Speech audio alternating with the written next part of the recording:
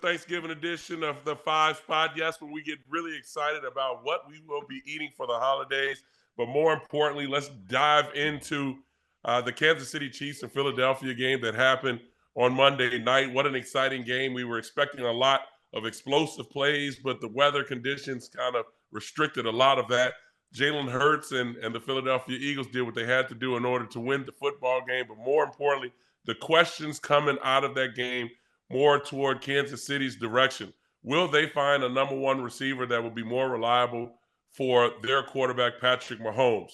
A lot of things happened in that game with fumbles, drops, miscues, but at the end of it all, they still had a chance to win. When I look at the Kansas City Chiefs, and I've been a part of an offense where you didn't have a true number one wide receiver, where you decide to spread the ball around, get everyone opportunities to make plays for you.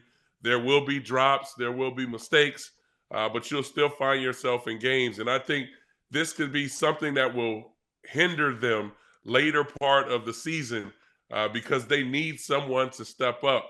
I thought Rice would be the guy, and he made some great plays in the game. But when it came down to it, Valdez-Scanlon dropping the ball, running into the end zone, really just kind of took the air out of this football team. Armando, when this continues on, and you can definitely see on Andy Reid and Patrick Mahomes' face, do you think that this is a major issue across the league because of money, or do you think that just the direction the Kansas City Chiefs went, and now it's starting to bite them in the butt? Right. So, it's interesting, Donovan, that you mentioned that what it's like not to have a number one wide receiver because your head coach was Andy Reid. Right. And here we are, Andy Reid once again with, what I tweeted the other day. I don't know if you call them tweets anymore or you call them zweets or what you call them on X, but they have a Cadillac quarterback, right, and a Yugo wide receiver core, and that's bad because they at least need some Chevrolets in there, or maybe a Buick or two. You can't go with Yugo wide receivers. You can't win. Their plan had been, we're young at wide receiver. We're going to mature. They're going to develop. Will be fine by the end of the season, except that it's late November and they're not fine. It cost them a game. I mean, tangibly, it cost them a game. And I don't see a solution because at this point, are they going to be totally different in a month? Are they really? I don't see that. Nobody develops like that. So this is an offense now that you mentioned Rice. Right. Most of the passes he caught were on bubble screens. Yes. Most of the passes they throw are bubble screens, or a lot of them. And Taylor Swift's boyfriend, not as dynamic as he was earlier in the season. And when you've got that going on, they're just kind of icky. Look. They're averaging a touchdown less this year than they were last year. Right. They were averaging 29.2 points per game last year. Number one in the NFL. They're at 22.5. That's a touchdown. Yeah. So that's that. I think their defense is better. But their passing game with Patrick Mahomes, of all things, is worse. And while that might get them to the playoffs, I don't see them as doing a lot in the playoffs because you can make it a team that's one-dimensional coming in can be made zero-dimensional. Well, and that's what Philadelphia did. Well, the thing about it, with my experience with it, things will get better as the offense simplifies. And don't get me wrong, it wasn't like they were being super creative on the offensive end where it put a lot of pressure on the receivers. I look at it in the sense those drops are definitely correctable. And that was something that we went through. Yes, we went through our regular season, getting things kind of cleaned up, and we got hot at the end of the year where in the playoffs we played very well. Our receivers stepped up. They made plays. Our running game The thing that stands out to me, more importantly, is Mr. Travel across the country in a bye week and go hang out with your girlfriend. For him not to look the way that he's been looking all pretty much all season. Now we can bring up Taylor Swift being in the game and his energy and the way he plays. I don't think that it's so much Taylor Swift. I just think for Travis Kelce, at some point you got to start pulling the plug and focus in on what you're doing. And that's not saying eliminate the Taylor Swift situation that you have. That's your personal life. Do what you got to do, but keep it out of the limelight and focus in because you have to be the guy to step up. You have to be the ultra security blanket for your quarterback. You see what's going on around you. And so with Travis Kelce struggling the way he did, because it wasn't like he was force feeding him the ball. He was open. And the relationship that he and Patrick have, he's got to continue to step up and be that 8-9 catch guy for, if it's 85 to 120 yards, whatever it may be. Now that takes the pressure off of Sky Moore. That takes the pressure off of Rice. That takes the pressure off of Valdez-Scantling, which I've seen Valdez-Scantling in practice for the Super Bowl drop a couple passes too. So he's not the sure hands guy. He's the deep threat. But in that regard, that's a play that I'm sure he's going to watch over and over and over again because that's the talk in Kansas City about that one drop that he had. But I was more impressed about their defense. Kansas City's defense, to me, shown so much in that first half where we're expecting to play man, they go zone. You expect them to play zone, they pressure you, go all-out blitz, and go man. They were able to get to Jalen Hurts 5 times in the first half. In the second half, things changed because offensively, they couldn't do anything on the offensive end, so I put so much pressure back on the defense. And I thought the defense did fairly well, just not enough. So I just think for Kansas City, it will continue to be a struggle, but I think things will change as the later part of the season happens, where now the pressure gets off of those receivers, and you'll see a little bit more of the run game and a little bit more of the quick game. Yeah, both of those teams, whatever they did at halftime, it worked. Yeah. The Chiefs, everybody, whatever they do works because exactly. They're averaging 5 points a game at halftime. After halftime, well, it works in a different direction. Yeah, yeah, it worked for the other guys. Yeah, exactly. Which is a bad thing, Andy Reid. Yeah. And so, Valdez-Scantling. If the game is on the line, I don't want him being the guy separating me from a victory or a defeat. Yeah. And I know he's disappointed. He came off the field and we saw famously him grabbing his helmet and banging it against the Chiefs Kingdom thing, whatever. Yeah, I was shocked he didn't. That. Well, I was shocked he didn't drop it. And so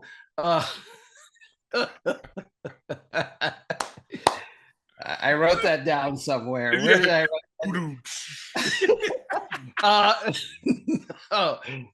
and so that's problematic, and I'm not all that impressed. I know that the Philadelphia Eagles are, what is it, 9-1 now? They got the best record in the NFL. Yep. Everybody's expecting them to go back to the Super Bowl.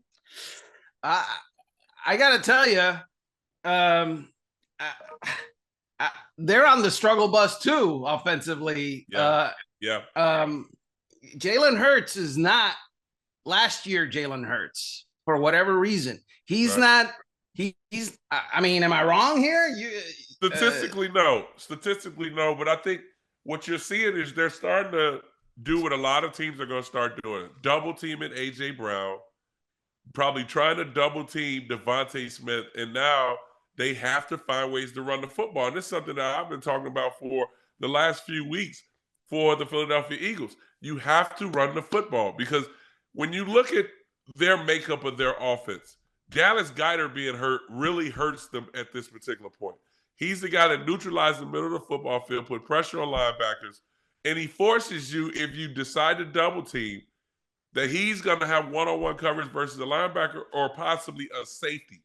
And that's a win for them. He's one of the best tight ends, like true tight ends in the league as far as blocking and pass catching is concerned. But him being out is tough. but they have to run the football with Swift, and they did a little bit of that in the game with the jet sweeps, the read options, whatever it may be. They were doing a lot of this RPO stuff, but more getting them out and utilizing his speed, the screen game. And so I just think for the Philadelphia Eagles, it has to be more of that instead of dropping back 38, 35 to 40 times a game, trying to get the ball out to your receivers. That's going to happen once you show that you can run the football in the screen game. Then you can take your shots. Yeah, so you mentioned the running game, and I'm going to go back to Jalen Hurts because last year he was a MVP candidate, not just because he plays quarterback really well, but because he plays quarterback really well and he adds the dual threat part of it where you don't know if you're going to give up a 15-yard scramble at any point. Last year, he averaged 50.7 yards a game rushing. This year, it's down to 34. So that is tangible. A little bit hurt, though. He also, he's a little banged up. I mean, but, dude, everybody is, right? I mean, no? Right. Yeah. It's time to get better, my friend. It's time for a healing, my brother. And so and then there's the other thing where he's turning the ball over.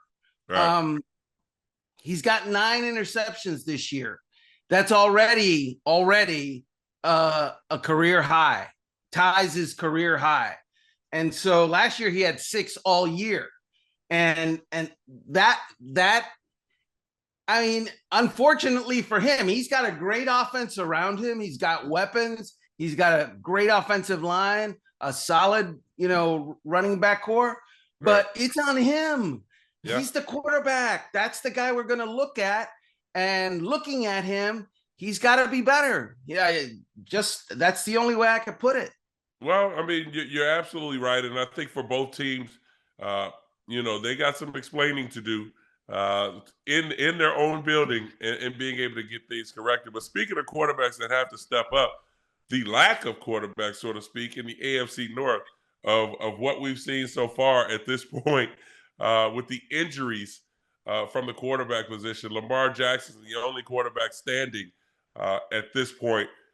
Do you think this is more about Baltimore, or do you think that there will be a dark horse from Cleveland, Pittsburgh, or Cincinnati that will elevate to now challenge what we see? Because I know you're going to ride with Baltimore because you can't wait to talk about your Floridian quarterback out there, the Lamar Jackson attack. But give me your thoughts on just where we are. We got a firing from an OC. We've got Joe Burrow out. We have Deshaun Watson out. But we still have strong defenses in the North, and then there's Lamar. What are your thoughts? What's wrong with Floridians, bro? I mean, it's the greatest football producing state in the union. So and to be honest with you, every time they have explaining to do, when you mentioned the Chiefs and the Eagles have explaining to do, it's an age thing. I always think of I Love Lucy and my compatriot, Ricky Ricardo. You have splaining to do. I knew I could get you going today. You have splaining to do. No, so the AFC North is a mess. Right. Except for the Ravens. The Ravens. Look, here they are. So the Steelers fire their offensive coordinator this week. Right. And I'm sure we'll talk about that. The Bengals, they got no Joe Burrow. The Browns, they have no Deshaun Watson.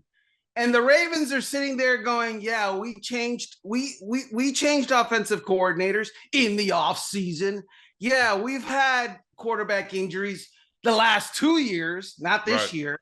So everybody else is struggling, and all in upheaval and everything. Right. The Ravens are just chugging along. I get it. They lost Mark Andrews for a while and possibly for the season. Well, they said he could possibly come back. There's reports that say he might be able to come back toward the end of the year. Got it. So that would be even better, making the case stronger for the Ravens. And I mean, the Steelers have a winning record right now. Right. You really think that changing offensive coordinators is going to change anything in Pittsburgh? No. Well, you know what? I look at it in a sense for the North. I think the Cleveland Browns the one that challenge the Baltimore Ravens. Now, with that said, I mean Baltimore sitting at 8-3, and then obviously you have the Browns sitting behind them at 7-3 right now. Which I think DTR will bend but don't break, don't lose the game for them, but that defense is strong enough to help lead, which we've seen in Baltimore back when they won the Super Bowl. That defense carried. Trent Dilfer just didn't lose the game. He and Shannon Sharp. So I just look at the Cleveland Browns as being that team that their defense can carry as long as DTR doesn't turn the football over. And so in Pittsburgh, now that's a different story because this is a time where now the magnifying glass is on their quarterback. Everything around you has been kind of the smoke screen, so to speak, of the focus being on the coordinator because everyone kept going back to when he was there, when Ben Roethlisberger was there, when they weren't really opening up the offense, and they actually, in my eyes, should have really started running the football because Ben was a shell of himself, and his arm was bothering him, and he was throwing everything under 8 to 10 yards, and so everyone was talking about Canada then, and now they draft Kenny Pickett, and Kenny Pickett is a rookie last year, had a good offseason in the preseason, and then all of a sudden now we look the way we look now. So I think this will end up being the opposite of what we see from the Buffalo Bills when Ken Dorsey was fired and Brady comes in, and all of a sudden it looks like Josh Allen is the Josh Allen we all expected. I don't expect Kenny Pickett to elevate his game unless they're going to force feed their wide receiver, their two top wide receivers, and now start to eliminate the run. I mean, is that the way you see it, Armando? Yeah, so basically what you're saying is the Buffalo Bills got straight, or at least it looked that way, because they've got a really good quarterback and good talent. And the Pittsburgh Steelers might not, because right now they don't have a good quarterback, and Antonio Brown hasn't walked through that door. Nor do they want to. I don't think they want Antonio Brown. Fair. Neither has Mike Wallace. Neither has Hines Ward. Right. It's weird. So in Pittsburgh, this guy, Matt Canada, is the devil himself. He's like walking around and everybody's thinking, the guy is like, like that. The bottom line is his offenses haven't clicked because you mentioned it. His first year, he had Ben Wallace, Detroit Pistons. Detroit basketball. Yeah, he had Ben Roethlisberger at the end of his career, couldn't run, like you said. His arm was shot. Right. So there was that. And now Kenny Pickett, who is not developed yet, obviously, and an inconsistent running game, an inconsistent offensive line, an inconsistent wide receiver core. Other than that, he had a lot to work with. Right? Yeah. And so I'm thinking, it worked in Buffalo. Yeah, genius move to actually, let Josh Allen not make mistakes. In Pittsburgh, I'm not sure that it's a genius move, because now the focus is totally on the players. It's no longer on the coaching staff. Now it's on you, players, and I don't think they got the players to do it. Well, I think they have weapons, so to speak, and I say that because it's way different than what we talked about in Kansas City. they have guys that can make plays. You have to just get them in space to be able to pick up the ball and be able to make plays for you. Now, if that's wide receiver screens, if that's reverses, if that's, taking some shots here and there, they have guys that can stretch the field and get downfield. To me, it seems like they were trying to do too much past 15 to 18 yards.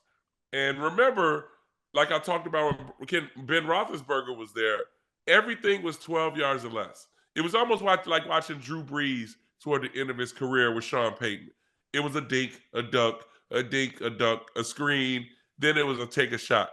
That's what it was for Ben Roethlisberger. And I think that they should get back. They should have got back to that with Kenny Pickett early in the year when they seen him struggle. It had to be times where he needed to get the ball off with timing. He looks like he's reading something, but he's not confident in it. And then he's late trying to react to it. So now you're late throwing the football. And your receivers are open until they're not open anymore. And so I think with the Pittsburgh Steelers, whoever's the offensive coordinator now at this particular point, they got to get back to time throws for Kenny Pickett. Run the football still, continue to run it more. But the throws need to be more time throws. The slants, the quick outs, the out and ups, the comebacks, the dig routes. These are things that you got to talk to your quarterback about. If you see it, throw it. Don't hesitate. If not, check it down. Let's go to our next down. Hey, we're second and 5. We're 3rd and 3. Get ourselves in better position to be able to run our offense instead of being in 2nd and long, 3rd and long. Now we got to figure it out. Okay, just hand the ball off and punt. That's never going to work for the Pittsburgh Steelers. Yeah, and you mentioned their new offensive coordinator. Actually, now they got 2. It's like they got Mike Sullivan calling the plays, and then Faulkner, the running back coach, putting the stuff together. So he's putting the game plan together, and the other guy's calling the plays. Good luck with that. But if you got 2 offensive coordinators, I guess you get twice the production. Don't know if that's going to happen. Exactly. But I just think let's give credit to their defense and the way they've been playing, because they've been in bad situations at this particular point going forward. But to me, when I look at just this overall and really the conference overall, Baltimore should take this thing by storm. I expect them at this point being 8-3 to maybe have 2 losses. I think I would say at the most 3 losses. I expect them to be 11-6 maybe by the end, and to be in that fight for the number 2 seed. Do you feel that same way? Yeah, I mean, Mama ain't raised no idiot. I'm going with a team with a quarterback and an offensive coordinator. I mean, really? Now, that Lamar has had his moments where it scares people. Yes. This year. And obviously the last couple of years, he hasn't been able to finish the season. Right. And the problems have always come later part of the year. Right. At this time of year. So that's the thing that may or may not separate the Baltimore Ravens from being maybe the best team in the AFC or an also-ran. And that's why I talked about them possibly having at the most for 3 more losses at this point. But let's go to the holiday games, the Thanksgiving Day games, where we're bringing out the what is it, the turkey stuffing? Yeah, the Turkishin or chicken, whatever that turducken. Yeah, turducken. And we got some exciting games, and this as a young kid that I enjoyed kind of watching on Thanksgiving. But the big game, obviously, because of the rival, there being the Packers and the Lions. And then we have the Commanders and the Cowboys, which it's still a rival. And that always seems to come down, at least for 3 quarters, we get a good game. And then the 4th quarter kind of separate themselves. And then obviously the 49ers and the Seahawks. We don't know if Geno Smith will be healthy enough to play. In his comments, in his presser, he talked about, that he should be ready to go. But I don't think he'll be nowhere near 100%. I would say he's probably at about 80, 85%. and going to fight his way through to try to help his team win the division. But when I look at the Detroit and the Packers game, because I think that's much more than the Cowboys and the Commanders, I think this is an opportunity for Dan Campbell to really separate himself and to let people know what the Detroit Lions are all about. Jared Goff has been playing great.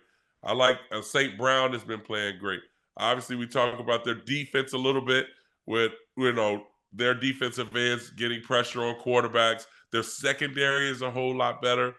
Shout out to Glenn, their defensive coordinator, and the things he's been able to do with that team. I think this is the time for Detroit, after this game, if they're able to beat Green Bay, kind of sizably, like meaning double-digit win. I think now we start to talk about them up there as far as up there with the Philadelphia Eagles and San Francisco 49ers in the NFC. Yeah, so for years, the Detroit Lions were the appetizer on Thanksgiving Day, right? They had the noon kickoff. The problem was the team that was kicking off was very often pretty putrid. And so you kind of turned it on because you had nothing else to do and you were waiting for, a turkey leg, or you just watch the Macy's parade on a loop. And that's changed now because the franchise has elevated. And now we're not talking about them being good anymore. The bar has been raised, in my opinion, Donovan, where they need to win the division. Right. They should win the division. And the question becomes, is Jared Goff the quarterback that could take them to any sort of promised land? And is Dan Campbell that guy? And that's where the conversation begins, because I'm not sure that either one of those guys is quite there yet. I mean, they haven't been there. So are they going to get there? And I know you love Jared Goff. Why? Well, why? I mean, if I recall, early on in the season, in the early episodes, we started to put Jared Goff as elite in your voice. You brought Jared Goff up there as an elite quarterback. Listen, he puts up good numbers, and it's never about the numbers for me. But I compare where Jared Goff is at this point to his Super Bowl run when he was with the Rams. And they're very similar. Very similar. Now, he wasn't asked to do everything, but what he was doing at that particular point was good enough. And that's where he's at in Detroit. Now, he's leading this team with two good running backs. Now, Montgomery's back healthier, played well in the last game. Gibbs is an explosive back. Reminds me so much of Brian Westbrook, a guy I played with. He's dynamic in so many categories. The receivers on the outside are making plays for him. Their tight end, young tight end they drafted, outstanding. And so the weapons are what they are on the outside, same as what he had with the Rams. Mm-hmm. And then their defense is explosive. So I just think this is more about team more than Jared, but Jared is the quarterback. He's the figurehead. So he's going to be the one that everyone is looking on to see if he can carry. Do they have enough to get to the NFC Championship? Absolutely.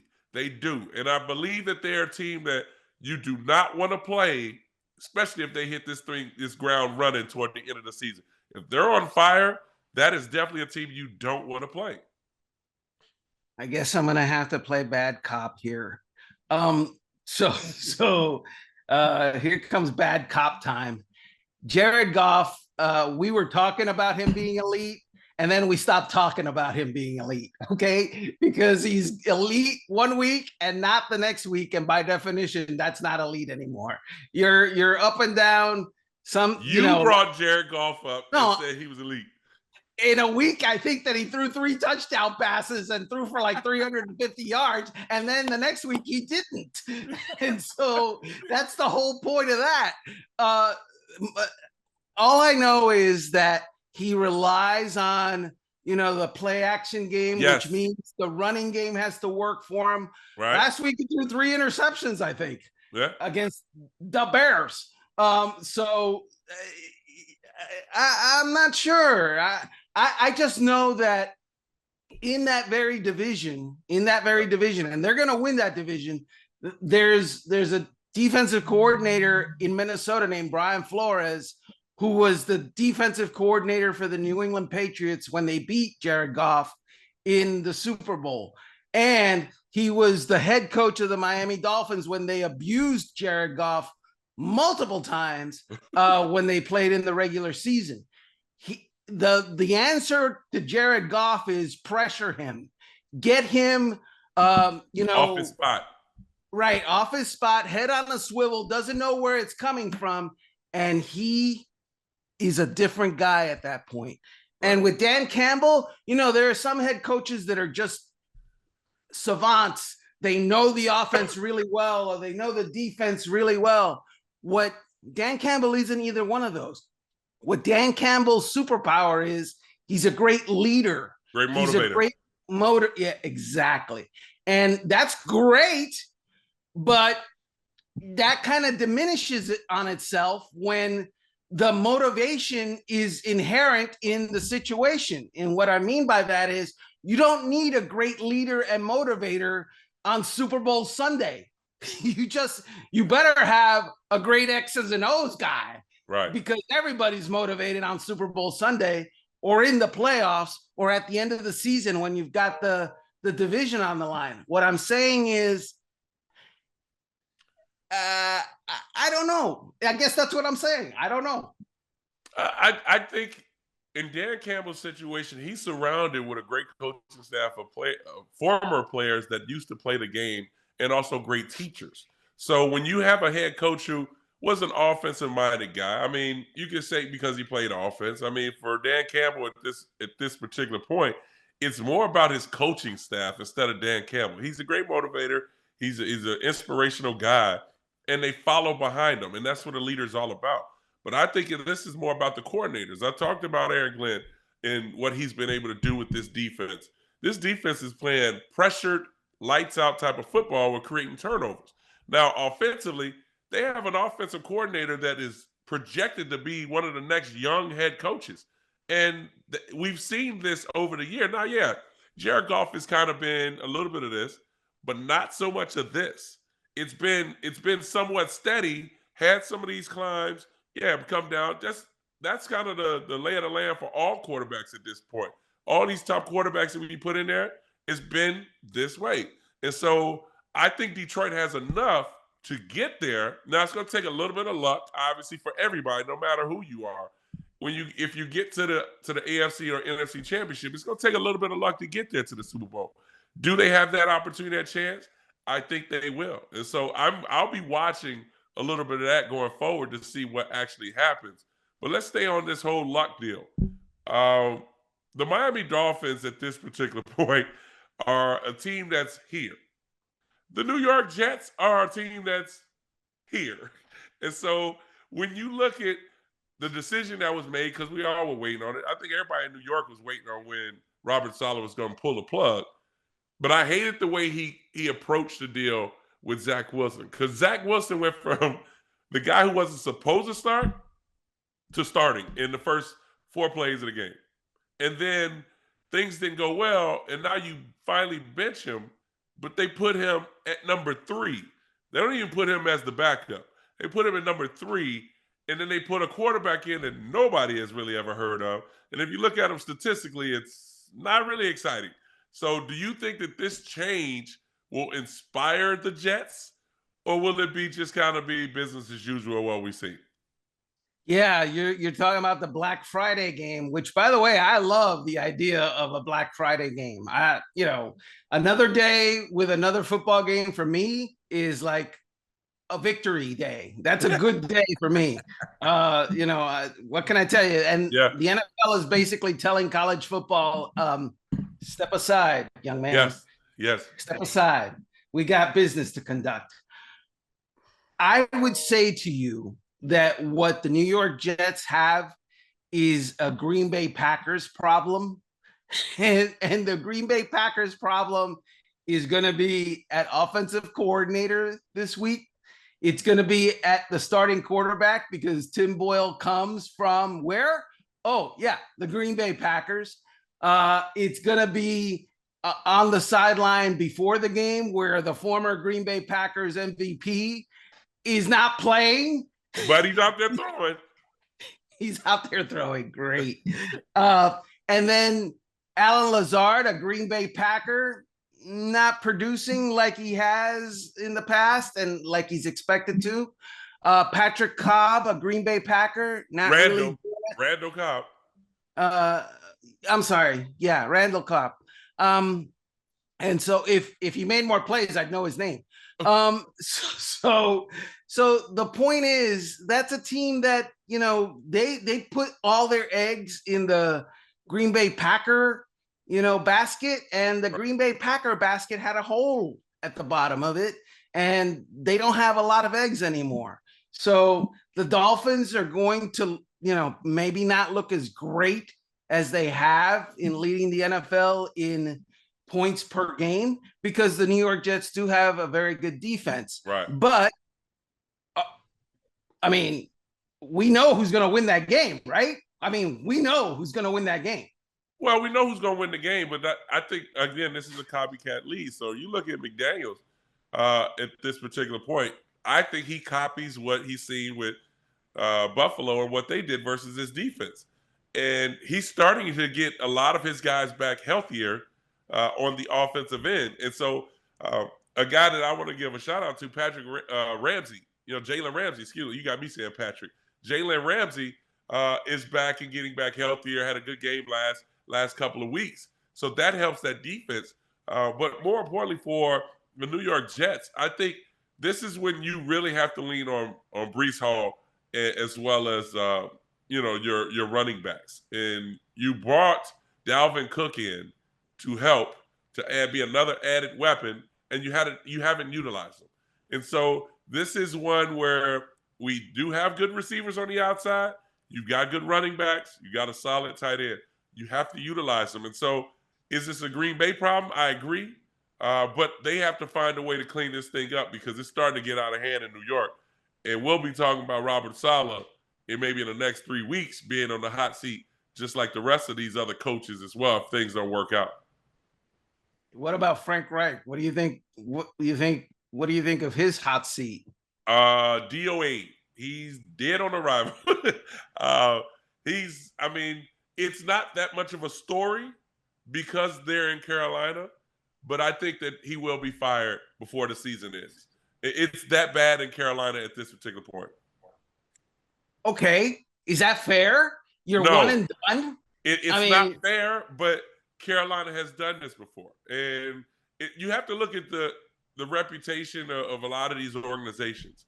And, you know, it's one in which I look at for the Carolina Panthers, the fact that they're not at the top of the food chain when it comes to headlines, it's an easier transition for them to do.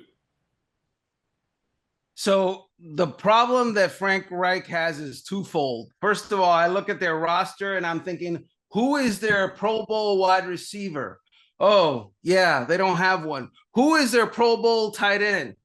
Oh, yeah, they don't have one. Who is their Pro Bowl offensive lineman? Oh, yeah, they don't have one. That's a lot of people taking up space who aren't excellent. They're kind of just taking up space. The second problem he's got, aside from the fact that he doesn't have a super talented roster, is that the Houston Texans last year, they were worse than the Carolina Panthers. They actually had a higher draft pick than the Carolina Panthers. The Panthers gave up heaven and earth to get to number one. Right. And then they picked Bryce Young. And so Houston at number 2 picked, you know, CJ Stroud. And CJ Stroud right now is better than Bryce Young. And the Houston Texans right now are better than the Carolina Panthers. So Frank Reich's problem is a team that was worse than you last year, who had the pick behind you for the quarterback job. They have passed you. Their quarterback is better than your quarterback. And it's on you, brother, because you didn't develop them. And the team has taken a step back and regressed. So that's why Frank Reich, I think ownership is looking at him sideways going, I don't know. You might be out of here after the season is over. I don't know if it lasts that long, Armando. I think they do it before because when a head coach that was calling plays relinquishes his duties and lets someone else call plays, that's a recipe for disaster. It's usually the other way. It's usually when the offensive coordinator is struggling and then an offensive-minded head coach, he takes over and starts calling the plays. But we'll keep our eye on that going forward. Hey, we want to thank you for joining us here at the 5 Spot. Thanksgiving is here, ladies and gentlemen. It is time for us to get some turkey, some ham, some chicken, some cranberry sauce, some sweet potatoes, some greens, some mac and cheese. Oh, some rolls. Make sure you got the butter on it. Oh, it's time to eat, baby. So make sure you get your desserts, all your entrees, your appetizers, whatever it may be, and please start Thanksgiving on time. Some who? Stuffing. We got to have more carbs. So let's add some stuffing in there. And for those who don't like to reheat their food 2 days later, I feel sorry for you because there's a thing called leftovers, and it lasts for at least 4 days. So enjoy yourselves, ladies and gentlemen, and join us back here at the 5 Spot. We'll look forward to seeing you. We got more explosive things after we recap what happens this weekend. So join us here again. Enjoy, be safe, and eat as much as you can.